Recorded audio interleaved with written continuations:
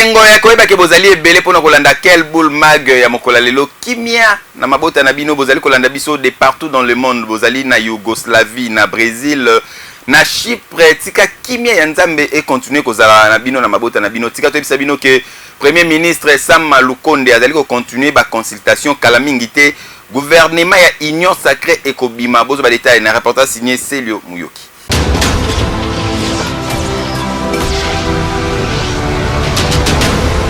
Sam Lukonde azo poursuivre toujours la consultation na ye en vue de formation ya gouvernement ya Union Sacrée. Oyo continue toujours kobimisa solo ya kobanga na ngambo bakter politique nani ya kokota na gouvernement pe nani ya kozanga et surtout boyebi ke tout oyo ba ministère ebele kozala déjà réduit ndenge kaka chef de l'état na ba congolais belé ba souhaitaki toujours na même occasion oyo Sam Lukonde azo continue toujours koyamba lelo le 25 février 2021 ayamba ki bakter politique ebele ya ndenge na ndenge wape pai lisolo ya gratuité ya enseignement sécurité ya République démocratique du Congo pe social ya ba congolais ezalaki bongo masolo ebetamaki entre nouveaux locataires à la primature pe bakter politique mususu ya yambaki kaka na occasion wana esengeli koyeba ka ba congolais belé bazozela gouvernement oyo kobima pona ko répondre na batante pe surtout likambo tali social ya ba congolais yango nde kozala champ de bataille na ye ndenge kaka président de la République insistaki turoyo changement efezala keyo Maître Constant Mutamba ozalaki bongo cadre ya FCC asali point de presse mokola lelo pona kotalisa ke RDC pour décoller sengeli une nouvelle génération politique pour batunyo so bazali simaya président de la République Félix Antoine Tshisekedi Tshilombo ba travailler pe na Joseph Kabila Kabange boto ba détail na reportage signé Hélène Akendi.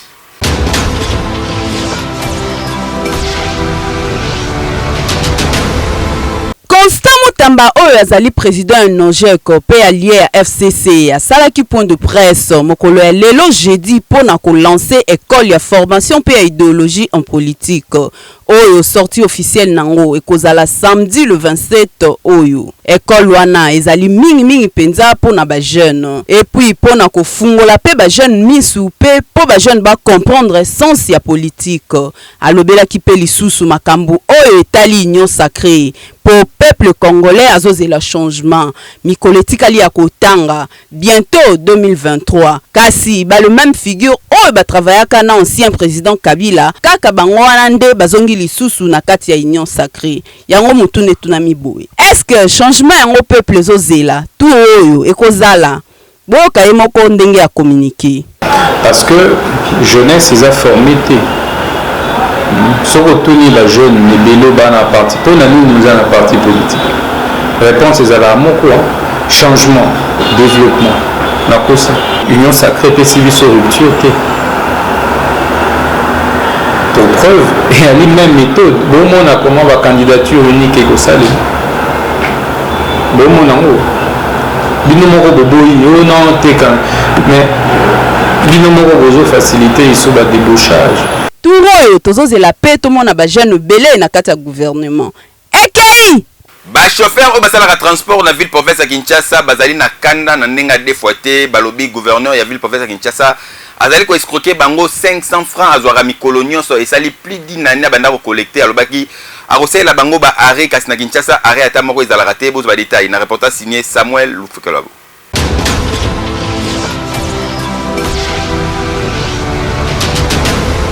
Et sali plus d'une année depuis gouverneur ya ville province ya Kinshasa a instauré un système moko que ba transport nyonso esalaka taxi na ville province ya Kinshasa ezali ya ba particulier ba futaka 500 francs congolais na ba taxi ba bus na ba minibus ba futaka bongo 1000 francs collecte nango esalemaka mikolo nyonso ko banda 6h du matin ti 12h ba chauffeur bayaka ba pesi 500 francs congolais ba pesi bango ticket o bozali komona ezali taxe au gouverneur ville province ya Kinshasa instauraki po atonga bongo ba parking na ville province ya Kinshasa esika ba taxi ko banda bongo ko garer to sali ronde ya ville province ya Kinshasa après une année oyo ba collectaka mbongo oyo constat ezali ke gouverneur atikali kotonga ata parking moko te soki otamboli na Kinshasa pour la plupart okuta ba parking to pe ba arrêt de bus ezali kaka ya Transco kasi na eta ya mabe lokola na boulevard du 30 juin bare etikala nango ndaku ya bafazer esika bayaka kolala kaka bare oyo na centre ville misusu ekoma esika bato bayaka kosala zongo inene to pe zongo ikie salite bizarre moya kotia zolo to pe koleka ezalaka te. Imaginez 500 francs congolais oyo bazwaka na taxi bazwi yango pendant plus de 13 mois awa na ville province ya Kinshasa. Awa na Kinshasa transport ezalaka bongo pa ya ba particulier, donc pendant plus d'une année oyo gouverneur déjà a collecté ba mbongo ebele ba millions de dollars kasi eloko moko esalami te yoka communication ya ba chauffeur. Ngale bandeli na osombango po ba biso so osombango otonga so ba parking. Mais tout le monde va nous sommes presque une année en tout le monde le remonte. Et le moins à 500 et comme à 1000 francs. Tout le foot à guitance et ils ont bon ça et le côté ils ont somba et le côté. Si on a ya guitance et ça nini. Na somba nyoso bangolo asenga. Guitance vignette nyos. Noko lekana nzela mo boye mutu kezo beba. Mutu kosunga yo azate y compris na assurance. Comprends? Ah. Et ça biso pas toujours comprendre ce que quittance wana to sombak. Ezaka pona babis ezaka chakou. Vous connaissez les chakou? Les chakou eza 1000 francs. Comprendre na ba taxi amike ezaka 500. Tu vois le cas? Ce que to sombaka ba taxe menzela to koleka yamabe. En tout cas, dossier oyo esengeli na mokonzi ya mboka son excellence Félix Antoine Tshisekedi Tshilombo a s'imprégner na dossier oyo po imaginer 500 beta yango calcul fois 13 mois ya ba mituka nyonso oyo esalaka taxi na Kinshasa oyo escroquerie te oyo et normal te ata maquette etikala kosalama te oyo mboka ndenge nini oyo ekei na village Mbatakonde bamelaka mai ya Luvuzi bozo ba détail na reportage oyo.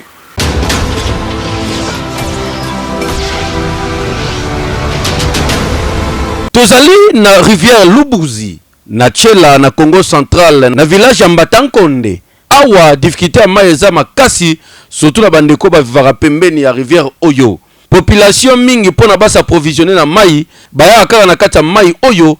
pona basokola bilamba pona batoka mai ya kolambela pona batoka mai oyo nyonso basalaka même ya komela bana pona basokola nzoto na bango même ba parents banyoka makate baza na piscine naturelle na bango nzamba saela bango awa Lubuzi yango permettra bango ba passer ba moment na bango kosakana mwa divertissement côté kuna ba mama bazali ko nika ba bassin côté mususu ba mama bazali ko nika bilamba bana bazo profiter ko sokola ezalaka ambiance renyaka côté oyo balobi pona ba mona mai ya pompe il faut ba bimatina ba cité misika kuna sinon ezalaka pasi parce que ba charge nzeleza malonga te. Il faut que me bidon, il faut que tamula pendant longtemps boyebi ke koto mingi ezaka soit moto, soit vélo. Kozala na moto na vélo, il faut za la moto za na mo ba moyen. Sinon, ezaka pasi pona bango, bazalaka ko obligé ba utiliser mai oyo. Ezali rivière naturelle mais boyebi ke na ba condition ba dozo sokola na même mai, ba savon, ezokoya na kata même mai donc pollution ezali mais ezapeka mai o ba melaka pasi pe mawa. Ah, tozana Lubuzi. Na mboka Tchela na Mbatakonde babengi Mbatakonde awa tozana inga Lubuzo babengi yango inga toka tosokolelaka ngo tolambelaka pe tomelaka esungaka biso pe quand même en tout cas esala misala ebele en tout cas na osenga pa bakonzi penza leti biso koto penza pompe penza eza mwa pasi pona centre kaka mais koto penza pompe penza eza pasi penza mais ba mikonzi penza basunga biso penza patela biso ba pompe donc na banzela pe quand même. Ya solo sokoza na ville Kinshasa okobosa na ba réalité mususu oyo bande kona biso ba congolais bazali ko vivre na ba province awa na Tchela na Mbatankonde na rivière Lubuzi mai o bande ko basokolaka yango yo yango pe ba melaka yango pe ba lambelaka yango basalaka nyonso na 21e siècle ba continue biso bazana na musale belé makasi ya kosala pour que congolais nyonso azwa eau potable ya normal temps ekeyo oui. Tikana Sabino kokoma mvuandu na RDC ezali possible grâce ya winner na 500 francs congolais à pamba osombi ticket na yo osali combinaison soki yango ebimi na tirage au gagner okomi millionnaire bozo ba détail na elema oyo.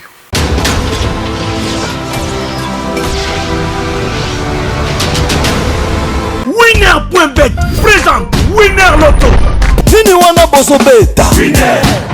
Bonsoir à tous, les tirages Winner Lotto, c'est maintenant le 37e de l'année. Regardez bien le jackpot qui les caractérise. 214 millions de francs congolais, mais aussi un super jackpot de 1 milliard de francs congolais. Seriez-vous à mesure de faire de ce jour le plus beau jour de votre vie? Alors si vous êtes prêts, moi je vous demande chance pour la suite.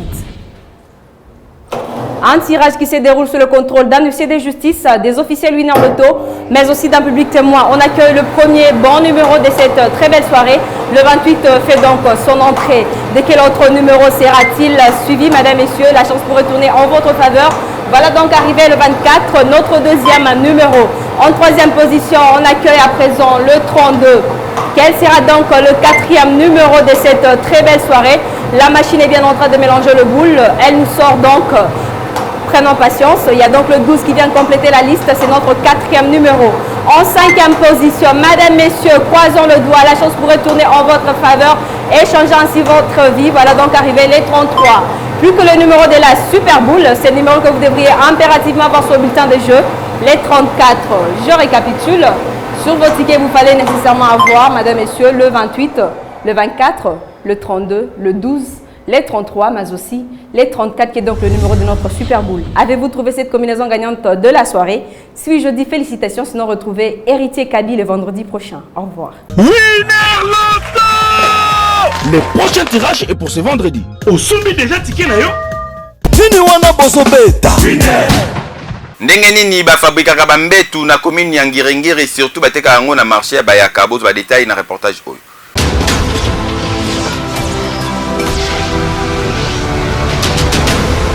babengaka ye Papa Boviko azali grand menuisier kaka ndenge bozali komona asalaka bambetu basalon ya bakiti ya divan garde-robe batable ya télévision pe biloko ya ndenge na ndenge. Papa Boviko asombaka mabaya na ye na marché ya Mombele pe aye nango ti awa na commune ya Ngiringiri na avenue Makanza esika wapi atelier na ye ezalaka. Papa Boviko ayebani awa na Ngiringiri na ndenge ya kosakana te soki olingi kosomba mbetu ya malonga pe kiti ya divan oyo ewumela tabana babeti ba shit likolo nango ebukana te yaka kaka awa epa ya Papa Boviko. Na micro Ekel Boule Mag yoka communication na ye. Ba difficulté za makasi. Tokenda kosomba ona ba manœuvre tamsozo kakula planche moko or na tango kala tonda kozo ba mabaya tamsoke kaka sika moko sombi toute sorte ba planche. Mileko komo ke nandeko oyo ba planche ngo sombe ekokite. OK baksa susu na deuxième personne troisième quatre deux otambola wenze nyonso. Pose ba planche vraiment comme ça de comme elle se passe papa passe. Tant que tu créer babilo comme moni ba meuble nyonso filmer awa on était comme un problème. Pour être comme vraiment que au jour ndenge zalaka na tango kala on a vraiment moi passe papa na ngai. Ba vente comme passe. Même oyo moni oyo zali ba garde-robe ba nouveau modèle oyo. Oyo à la page. Mais pour être comme papa nangai mbongo na maboka batukaka oh vraiment ba salaire za mo passe boy donc tous autres nio comme ba menuisier ndeko mobali yo mutolingaka na yo kosala musala moko te balukaka yaka awa epa ya Papa Boviko akoforme yo na ndenge ya kosakana te po azali grand maître menuisier oyo aformaka bato ebele botala bino moko ndenge bana oyo bazosala musala awa yo kuluna nani yaka akolakisa musala malamu po moyibi ya mabe ekei ekenda sango depo oyo bateka kaka bimpuka na limité na quartier Mombele reportage.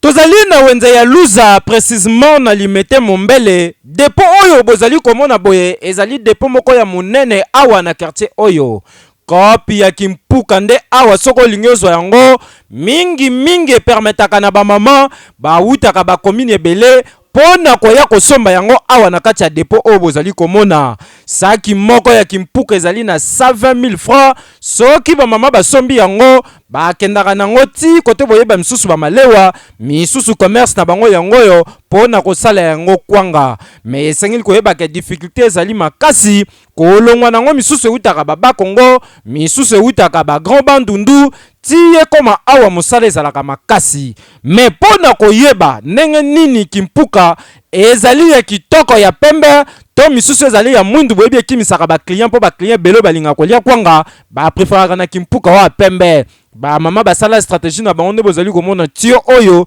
basebisi yango esali mwa songe soki aye lokola mama bozali komona atoboli yango na kati abimisi boye donc ezali ya pembe oyo ezolakisaka ntango kosala kwanga ekozala mpe kitoko oyo wapi baclient bakosepela yango makasi. C'est vrai que ndenge toloba na Kinshasa mosala ezali pasi ba mama awa na République démocratique du Congo surtout ya Kinshasa mingi bafivaka kaka na koteka mutu na commerce na ye lokola ba mama oyo bango mosala na bango ezali nde ya kimpuka bakataka pongi 4h du matin déjà bazali awa na dépôt na wenze ya luzwa pona ko permettre na bango basomba kimpuka bakende kosala bakwanga na bango mais quelque part constant oyo tosala eza ke mipanzi place kimpuka ezotekama salite pe ezali bapotopoto boyebi surtout ntango mbula ebetaka na bakartier lokola a na mombele ezalaka difficile makasi bakisa esusu place dépôt ezali na banzinzi na potopoto ezosala malamu te mais pourtant kimpuka boyebi batebele bali yango ke yo kokamwa kambolingo ezali bongo na commune ya Mongafula ezali kaka na 5 ndaku bazalaka na 2 toilettes boto ba détail na reportage oyo.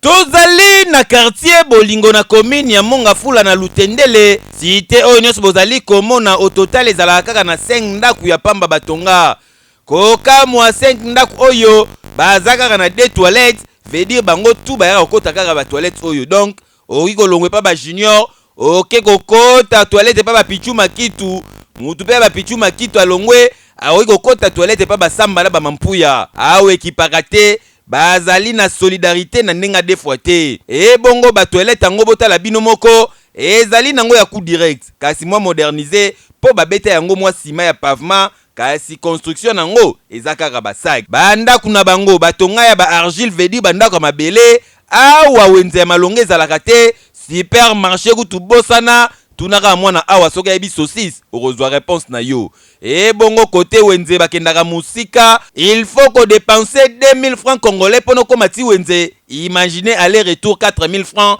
na pauvreté zali na quartier oyo pardon bolukela yango kombo awa na butu lokola courez ezalaka te molili ekoma ko battre record na quartier oyo et koma ko créer na insécurité pour à partir déjà ya 18h molili okansango libumwandoki sa tonga bimakawa po population bakoma ko remarquer ba olala boye na tongo balamuki babwakeli bango mutu akufa et salama déjà bambale belé yoka communication na bango eloko tomola mabe na kasa Lutendele oyo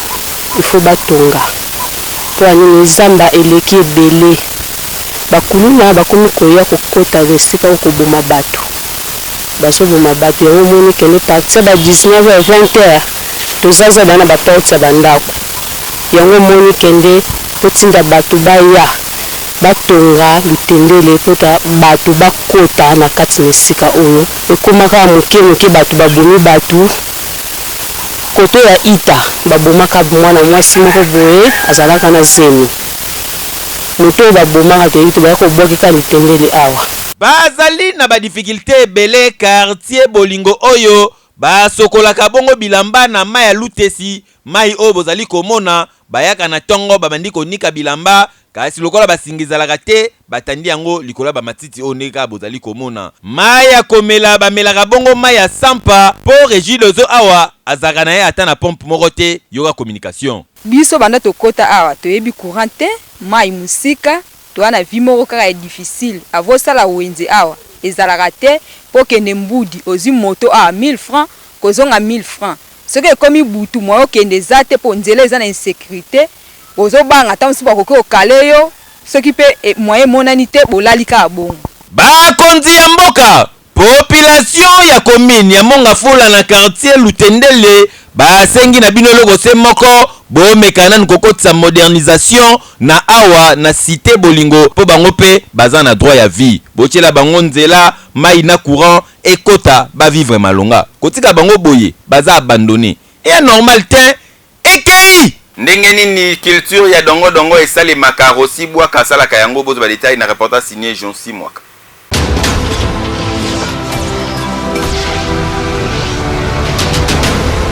Ndeko mobali oyo bozali komona kombo na ye Rossi Bwaka azali ingénieur agronome atangela yango ba classe kasi bino moko boyebi réalité ya République démocratique du Congo misala ezalaka te batu pe bakoki ko soutenir ye azali te yango atali kaka boye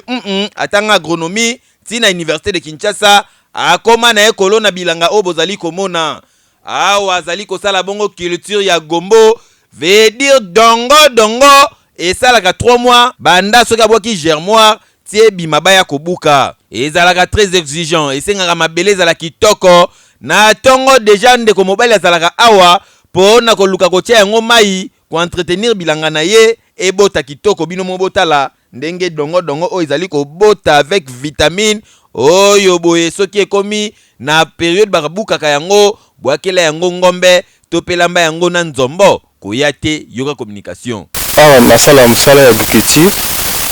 eza vraiment mosala nanga mpo natangeli nasali humanité agricole nde université nasali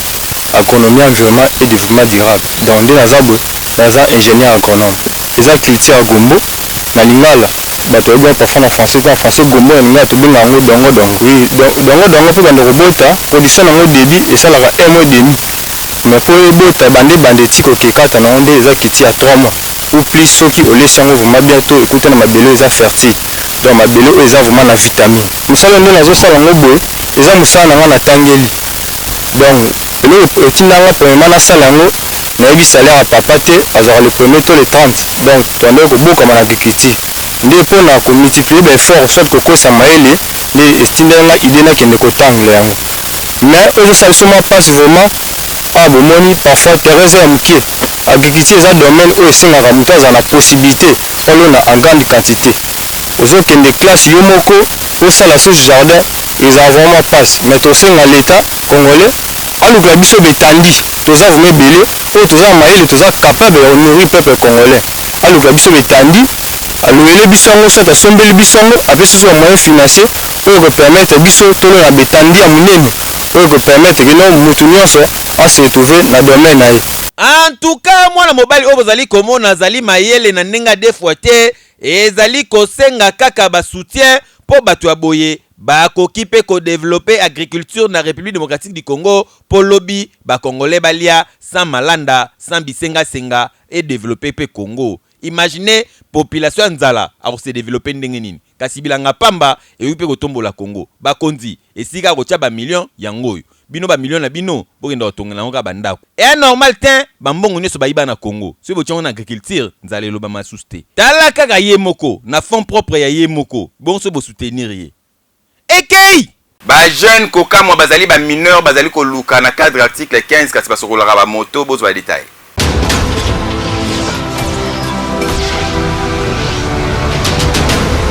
tozali na commune Monga Fula précisément na Lutendele village ba jeune oyo bozali komona bazali bana mike ekosala pasi parce que bango ba parents boyebi na Kinshasa vie comme moi pasi bana oso ba uti classe bayaka awa place bozali komona ne bayaka kosala musala na bango cop na bango bapona ne bozali komona ezali ya kosokola bango ba moto lokola bozali komona garçon oyo bien linuka na ye savon pembeni apakoli yo wana ya bandi ko nika moto ça dit tanenga zo rouler pine ça dit pine zo baluka kitoko tango asilisi kosokola yango moto ezongi kitoko a démarrer yango yo wana ke continuer course na ye na micro et quel boule mag yoka communication oyo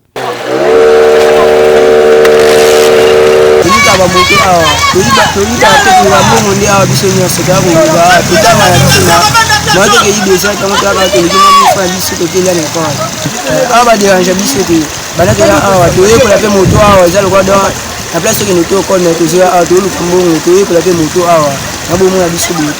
to za awa na 16 ans. Kinshasa vie ezala kaka boye so uti classe lokola jeune bozali komona ya uti classe tellement vie ezala kana mwa difficulté awa na Kinshasa akeinda kumbala moko se changer po ya ko rejoindre baninga ne awa na kacha cop ba continuer musala maître na bango pa zali pembeni awa toyeba okumba te soko ye kaka awa watango ozosokola moto ana tana pe bazolakisa yo ozoyeba kokumba po osala bakoksi na yo. Vi ya Kinshasa yango yo ndenge kaka toexplikaka bino awa na Quelle Boule Mag. Ke yo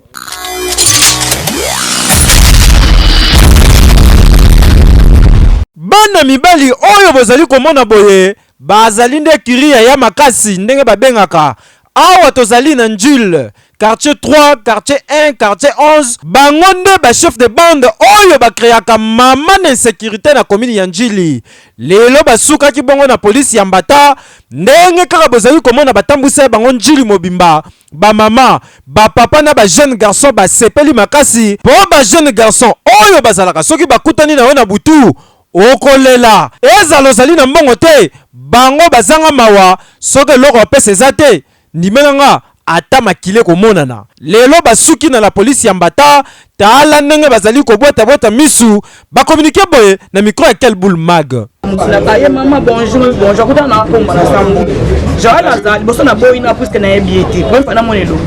na bi Joël Lazat ale merveille na ngala ndia tuni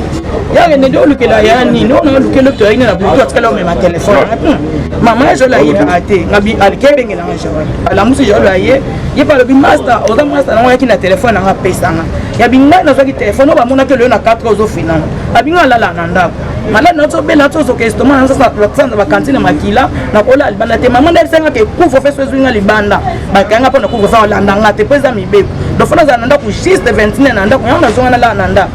oh ça va pas ndima ke mtu za téléphone nga toke pa mutamona ki ba komo ke kwa ba ke tu na mutamona ki azaki téléphone ba komo nza sunga monsieur Bichette. Coup de chapeau na la police congolaise mosala kitoko batabo lokola bazali koyoka te il faut ba matana no avion ba continuer nzela kanya makasese ba kende kosala musala po servir ba congolais surtout na musala bilanga la police musala kitoko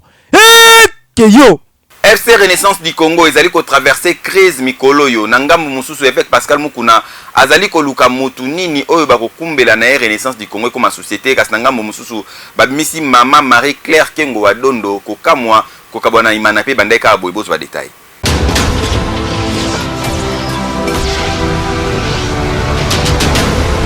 Depuis un certain temps, crise est comme battre record na FC Renaissance du Congo. Nyonso ebandaki na déclaration avec Pascal Mukuna salaka ke a démissionné à Tiki Club kasi na nenga shita sima azali kaka wana na système kaka ya Kengidila équipe ya ye alingi muta deboulonné été. Kasi situation oyo ekomi kosala ke FC Renaissance du Congo ezwa tournir mususu côté ya ba supporters bango déjà bakomi ko s'organiser na ndenge na bango baluka mutu nini oyo ko remplacer bongo avec Pascal Mukuna na tête ya club oyo yango wana bazalaki ko porter choix na bango et pa ya mama Marie Claire Kengo wa Dondo po akumbela club oyo kasi na mupanzi ezali bongo avec Pascal Mukuna oyo alansaki déjà projet ya FC Renaissance du Congo société et sika atalisaki ke FC Renaissance du Congo société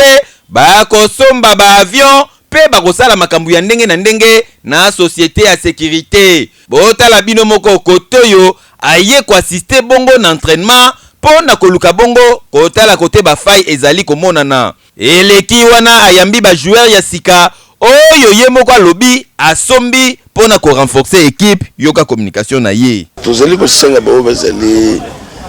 kolala pongi baya siko tozana lisusu makambo ya maloba te siko toza posa na bato bezo selection maloba eloko osalaka eza te tina nango eza te donc le revers bato beza koreve bazokanisa ke renaissance ezali ya kala te train s'est démarré renaissance société c'est botami yaka chabapar na yo na lelo wana bakoyeba kozali olingi renaissance mais maloba kaka na télévision na radio wana eza baventure wana bato balembi yango te papa bato balembi yango eza baventure nous pepe ekomaka lokola baparti politique En tout cas, oyo ekomi koleka na FC Renaissance du Congo ekomi kopesa solo akobanga bino moko boyebi na imana pe bandaka kaka boye ti batu bapanzana esala Renaissance. Même situation et bimi lisusu awa na FC Renaissance du Congo et sika avec Pascal Mukuna lobi alongwe président kasi otali on na lisu mususu omona longwe kasi zaka wana théorie ya de bombo côté mususu wana pe lisusu bazali ko tia pression neti kaka mama Marie Claire Kengo azwa Renaissance du Congo makambo boye na football à Congo et ko se développer mkolonini kasi ba renaissancier ba na besoin ba mona équipe na bango ezonga ndenge zalaka kala fibo na fibo po crise oyo esila nanu et l'équipe est ba dirigeant botala nanu bo fa na table moko bo solat ekei Tikato souhaité joyeux anniversaire na Samuel Lufukelwa Boabotama Mokola lelo reporter ya quel boule mag Sokoyebi Samuel Bengaye souhaité makambunyo so ya malonga sombela e cadeau pourquoi pas kolobanaye ba gentimo pour lelo ezali mbotama na ye biso awa na quel boule toko fêter na ndenga défouaté pour champagne et komelama à gogo à floka na nezalaka joyeux anniversaire à toi Samuel Lufukelwa Bo toko mina suka ya présentation ya quel boule mag ya Mokola lelo na zaki na sengo makasi ya ko présenter on na bino merci na bino nyonso bolandi biso de partout dans le monde bolandi biso na Londres bolandi biso na Paris bolandi biso na Belgique kimia nzambe etikala na bino ngana bino tokuta Mokola lobby na même plaisir ya observer bino kande tolobara oyo na oyo wana ekokanité quel boule kitoko yo wapi mafuto yo wapi surtout ba mama bwa kitoko yo wapi bwa mafuto yo wapi boza okay eke yo oui